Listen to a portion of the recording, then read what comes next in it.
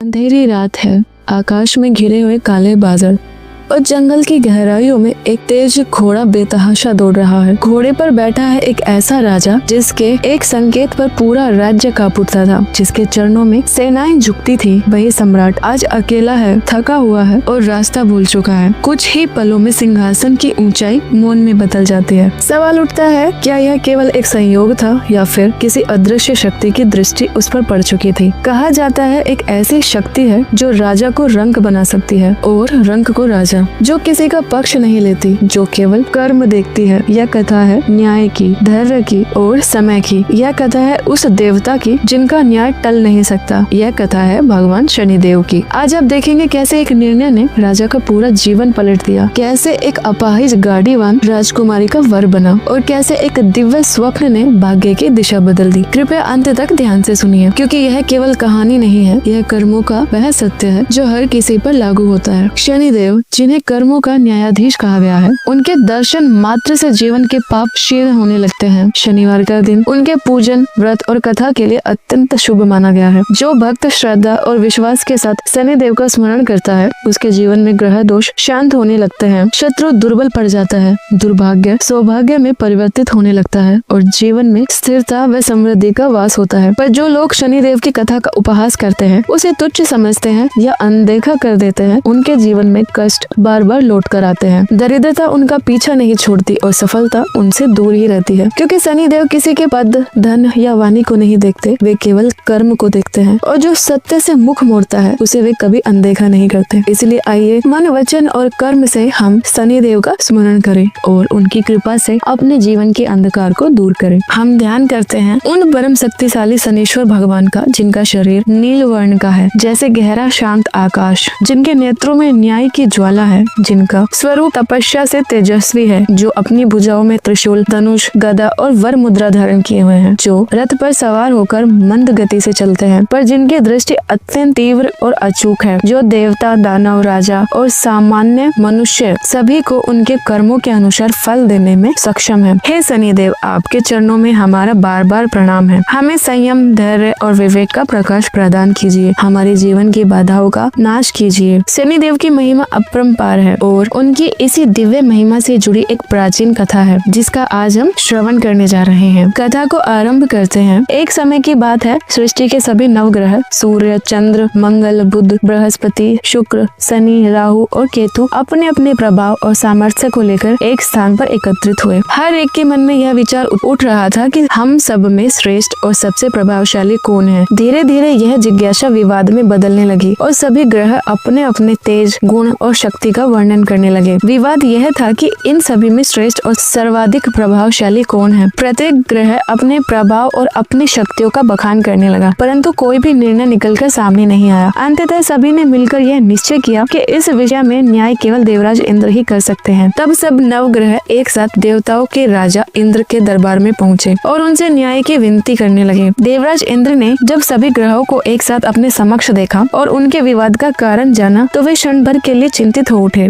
उन्होंने विनम्र स्वर में कहा, हे नवग्रहों, मैं इस निर्णय के योग्य नहीं हूँ। पृथ्वी लोक पर इस समय उज्जैन के राजा विक्रमादित्य राज्य कर रहे हैं, जो अत्यंत न्यायप्रिय, बुद्धिमान और निष्पक्ष माने जाते हैं। उचित होगा कि आप उनसे ही निर्णय करवाइए। इंद्रदेव के वचन सुन सभी नवग्रह एक साथ पृथ्वी लोक की ओर प्रस्थान कर गए और शीघ्र ही उज्जैन पहुंचकर राजा विक्रमादित्य के भव्य दरबार में उपस्थित हुए। राजा विक्रमादित्य ने शांत और गंभीर स्वर में उनके आगमन का कारण पूछा। तभी नवग्रहों ने अपने विवाद का कारण और अपना प्रश्न राजा के समक्ष रख दिया। राजन, आपके अनुसार हम सब में सबसे श्रेष्ठ और प्रभावशाली कौन है? सभी नवग्रहों को एक साथ अपने सामने देखकर राजा विक्रमादित्य क्षण भर के लिए गंभीर और चिंतित हो उठे, क्योंकि वे भली बात ही जानते थे कि यदि किसी एक को भी छोटा या कमतर बताया गया तो उनका क्रोध भयंकर परिणाम ला सकता है। फिर भी धर्म और न्याय की मर्यादा को ध्यान में रखते हुए उन्होंने शांत मन से विचार करना आरंभ किया। यहीं से आरंभ हुई एक अद्भुत कथा, जिसने स्वयं राजा विक्रमादित्य का भाग्य बदल दिया और समस्त संसार को शनिदेव की महिमा का सच्चा बोध कराया। राजा विक्रमादित्य ने कुछ समय गहन चिंतन किया और फिर सोचकर एक अनोखा उपाय निकाला। उन्होंने स्वर्ण, रजत, कांस्य, पीतल, शीशा, रंगा, जस्ता, अब्रक और लोहे, इन 9 धातुओं से 9 भव्य सिंहासन बनवाए। सभी सिंहासनों को दरबार में एक निश्चित क्रम में सजाया गया, जिसमें स्वर्ण का सिंहासन सबसे आगे और लोहे का सिंहासन सबसे अंत में रखा गया। जब सभी ग्रह दरबार में उपस्थित हुए तो राजा विक्रमादित्य ने अत्यंत विनम्रता से कहा, हे देवगण, आप सभी इन सिंहासनों पर अपने अपने स्थान ग्रहण करें। जो सिंहासन सबसे अंत में होगा उसी के अनुसार कर्म निर्धारित होगा। सभी ग्रह अपने अपने तेज और प्रभाव के अनुसार आगे सिंहासनों पर बैठ गए। जब क्रम समाप्त हुआ तो लोहे का सिंहासन सबसे पीछे रह गया और उसी पर शनिदेव को बैठना पड़ा। यह देखकर शनिदेव के हृदय में वेदना और क्रोध उत्पन्न हुआ। उन्हें लगा कि राजा विक्रमादित्य ने जानबूझकर उनका अपमान किया है और उन्हें सबसे छोटा सिद्ध कर दिया है। तभी शनिदेव गंभीर स्वर में बोले, राजन, तुम मुझे नहीं जानते। सूर्य एक राशि में 1 माह रहते हैं, चंद्रमा 2.5 दिन, मंगल लगभग 1.5 माह, बृहस्पति 13 माह और बुध तथा शुक्र भी 1-1 माह विचरण करते हैं। परंतु मैं 2.5 वर्ष से लेकर 7 वर्षों तक एक ही राशि में स्थित रहता हूँ। मेरी दृष्टि जब किसी पर पड़ती है तो बड़े बड़े राजाओं का वैभव मिट्टी में मिल जाता है। मेरे 7.5 आने पर भगवान श्री राम को भी वनवास भोगना पड़ा था और रावण जैसे पराक्रमी राजा की लंका भी विनाश से नहीं बच सकी। शनिदेव की वाणी में चेतावनी थी। उनकी दृष्टि में न्याय की कठोर ज्वाला प्रज्वलित हो रही थी। उन्होंने अंत में कहा, राजन, अब तुम भी सावधान रहना। समय आने पर तुम्हें मेरे प्रभाव का अनुभव अवश्य होगा। इतना कहकर शनिदेव वहाँ से चले गए। अन्य ग्रह भी अपने अपने लोगों को लौट गए, पर राजा विक्रमादित्य के मन में एक अनजाना भय, जिज्ञासा घर कर गई। उन्हें समझ नहीं आ रहा था कि आने वाला समय उनके लिए क्या लेकर आएगा। उन्हें यह आभास भी नहीं था कि शनिदेव का प्रभाव बहुत शीघ्र उनके जीवन की दिशा बदलने वाला है। और यही वह क्षण था जहाँ से राजा विक्रमादित्य के जीवन की सबसे कठिन परीक्षा प्रारंभ होने वाली थी। समय बीतता गया और धीरे धीरे वह घड़ी आ गई जब राजा विक्रमादित्य के जीवन में शनिदेव की 7.5 का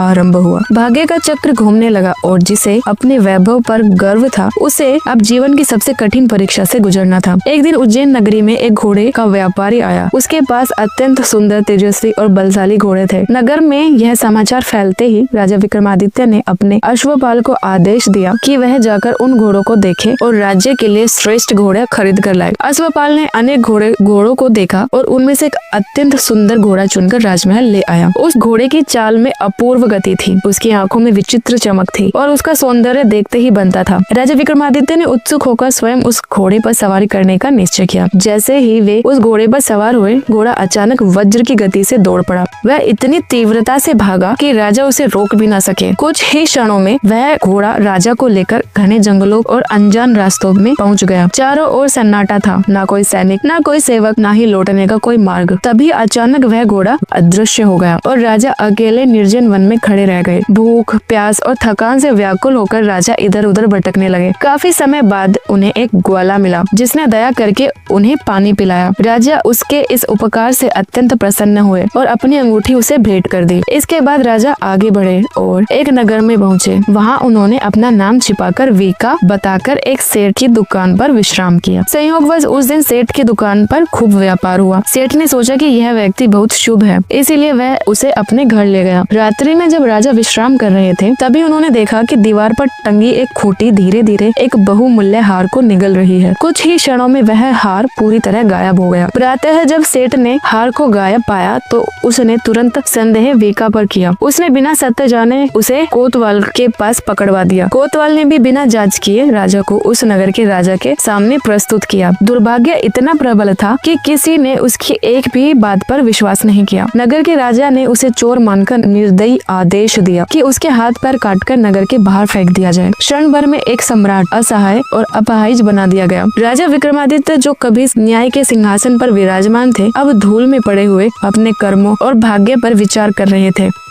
उसी समय वहाँ से एक तेली गुजर रहा था। उसने दया दिखाते हुए राजा को अपनी गाड़ी में बैठा लिया और अपने साथ ले गया। अब राजा अपनी जीप से बैलों को हाँकते, गाड़ी चलाते और अपार कष्ट सहते हुए जीवन बिताने लगे। उन्हें समझ आ चुका था कि यह सब शनिदेव के प्रभाव का परिणाम है, परंतु उन्हें यह ज्ञात नहीं था कि अंधकार के बाद ही प्रकाश आता है और उनकी परीक्षा अभी समाप्त नहीं हुई है। समय बीतता गया और राजा विक्रमादित्य, जो अब वीका नाम से एक तेली के साथ रह रहे थे, अपने जीवन के सबसे कठिन दिनों दिनों से गुजर रहे थे। वे अपाहिज अवस्था में भी धैर्य और संयम से जीवन जी रहे थे। वे अपाहिज अवस्था में भी धैर्य और संयम से जीवन जी रहे थे, क्योंकि अब उन्हें यह समझ आ चुका था कि यह सब शनिदेव की परीक्षा है। एक दिन वर्षा ऋतु का सुहावना समय था। आकाश में बादल गरज रहे थे और वातावरण में मधुर शीतलता फैली हुई थी। उसी समय वीका अर्थात राजा विक्रमादित्य ने मल्हार राग गाना प्रारंभ किया। उनकी आवाज में इतनी करुणा, इतनी गहराई और इतना मधुर कंपन था कि जो भी सुनता उसका हृदय भाव विभोर हो जाता। उसी नगर में एक राजकुमारी रहती थी जिसका नाम था मनभावनी। वह अत्यंत सुंदर, सुशील और संगीत प्रेमी थी। जब उसके कानों में वह मधुर मल्हार पहुंचा तो उसका हृदय उस स्वर में खो गया। उसने मन ही मन प्रण कर लिया कि वह विवाह उसी व्यक्ति से करेगी जिसकी आवाज इतनी दिव्य और आत्मा को छू लेने वाली है। राजकुमारी ने अपनी दासी को आदेश दिया कि वह उस गायक को ढूंढकर महल में लाई। दासी खोजते खोजते तेली के घर पहुंची। उसने देखा कि वह मधुर स्वर किसी राजसी पुरुष का नहीं बल्कि एक अपाहिज गाड़ीवान का है। दासी ने लौटकर सच्चाई राजकुमारी को बता दी, परंतु राजकुमारी अपने निर्णय से तनिक भी विचलित नहीं हुई। अगले ही दिन उसने अन्न जल त्याग कर अनशन आरंभ कर दिया और स्पष्ट शब्दों में कह दिया कि विवाह करेगी तो केवल उसी व्यक्ति से करेगी, अन्यथा जीवन भर अविवाहित रहेगी। राजा और रानी ने बहुत समझाया, परंतु राजकुमारी का संकल्प अडिग रहा। अंततः विवश होकर राजा ने उस तेली को दरबार में बुलवाया और विवाह की तैयारी करने का आदेश दिया। कुछ ही दिनों में राजकुमारी मनभावनी का विवाह उसे अपाहिज गाड़ीवान वीका से धूमधाम से संपन्न हो गया। नगर के लोग इस अद्भुत विवाह को देखकर आश्चर्यचकित थे, परंतु नियति अपना मार्ग स्वयं बना रही थी। विवाह के कुछ समय बाद एक रात राजा विक्रमादित्य गहरी नींद में सो रहे थे। तभी उनके स्वप्न में तेज प्रकाश प्रकट हुआ और उस प्रकाश से स्वयं शनिदेव प्रकट हुए। उनका स्वर गंभीर था, परंतु इस बार उसमें क्रोध नहीं बल्कि करुणा थी। शनिदेव ने कहा, राजन, क्या अब तुम्हें मेरे प्रभाव को पहचान लिया है? जिसे तुमने सबसे छोटा समझा था, उसी की दशा ने तुम्हें यह सब भोगने पर विवश किया। राजा विक्रमादित्य ने अत्यंत विनम्रता से हाथ जोड़कर क्षमा याचना की और बोले, हे प्रभु, मुझसे अज्ञानवश भूल हुई है। मैं आपके न्याय और आपके महिमा को समझ नहीं पाया। कृपया करके मुझे क्षमा करें और जैसे दुख आपने मुझे दिया है वैसा दुख किसी को न दे। राजा की सच्ची पश्चाताप भरी वाणी सुनकर शनिदेव प्रसन्न हो गए। उन्होंने कहा, जो मनुष्य श्रद्धा से मेरी कथा सुनेगा, व्रत करेगा और सच्चे कर्म करेगा, जो प्रतिदिन मेरा ध्यान करेगा, चींटियों को आटा डालेगा, उसकी मनोकामनाएं अवश्य पूर्ण होंगी। इतना कहकर शनिदेव ने अपना वरद हस्त राजा पर रखा और उसी क्षण राजा विक्रमादित्य के कटे हुए हाथ पैर पुनः स्वस्थ हो गए। उनका शरीर फिर से पूर्ण और तेजस्वी हो उठा। अब समय आ चुका था जब अंधकार समाप्त होकर प्रकाश का उदय हो रहा था, परंतु राजा के जीवन की यह कथा अभी पूरी नहीं हुई थी, क्योंकि उन्हें अपने राज्य लौटकर सत्य को प्रकट करना था और संसार को शनिदेव की महिमा बतानी थी।